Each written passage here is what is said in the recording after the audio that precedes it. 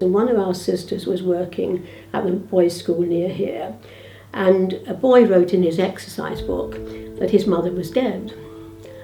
And so somebody thought, better follow this up. And so when they got asked the questions, the mother wasn't dead, but to him she was, because she was so desperate to make ends meet. She was holding down 3 jobs, and these were cleaning jobs because they're virtually the only unskilled job you can get. And they were generally at antisocial hours, so she was out at the night time, she was not back when he went to school, she was not back when he came back from school, so his experience was that his mother was never there. And this had an awful effect upon, when we were talking about this actually made us feel, well, it's really important we do something about changing the structure of this. And that set in motion the whole idea of a living wage and what you have in a living wage. The idea was that you could pay a mortgage or a rent, you could own a car, you could have a fortnight's holiday, you could have a decent wage, and you could look after your children. So that was, I think, the catalyst of it. I'm glad to add my voice to the work in support of a living wage. It's 26 years ago since the bishops published the Common Good, which argued for a wage which is set not just by the market value of labour, but by the needs of people so that they may live. We have a proud tradition in working for adequate wages that both respect the needs and the family needs of a worker and the viability of an enterprise. I hope that the work of the Living Wage Foundation continues to go from strength to strength.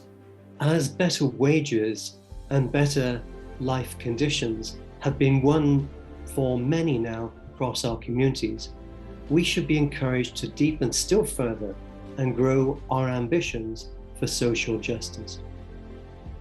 With the cost of living constantly rising, too many people are still suffering, needing to work multiple jobs so as to make ends meet.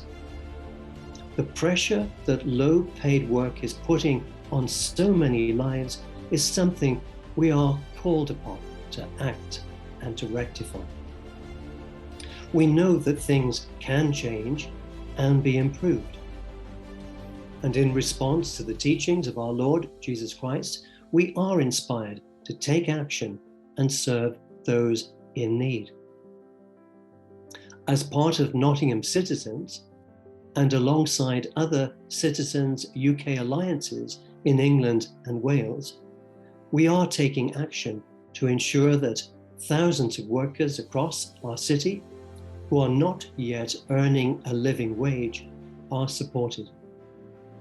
As a diocese, we ensure that all diocesan employees are paid at least the living wage. And where we use agency workers, we are trying to identify any agencies who do not yet pay the living wage, so as to encourage them to do so. As young people, we want to ensure that the world we live in is shaped for the better. We see too many injustices in our communities. As part of our Living Wage campaign in Brighton, we're specifically focusing on the social care sector, a sector where the majority of workers are women, and a sector where too many are paid less than what it takes to live a decent life. We're inspired by the work of all those across Citizens UK who've convinced thousands of employers to become living wage employers. We want to build on their shoulders, bringing dignity to more places in Brighton. We've been working with other groups to build links, other schools, other faith groups, other community organisations, to ensure that our hopes can become realities. Guided by our faith, and particularly by the inspiring words of Pope Francis, we know that to dream of a different future, we need to choose fraternity over individualism as our organising principle. Fraternity, the sense of belonging to each other, to the whole of humanity, is the capacity to come together and work together against a shared horizon of possibility.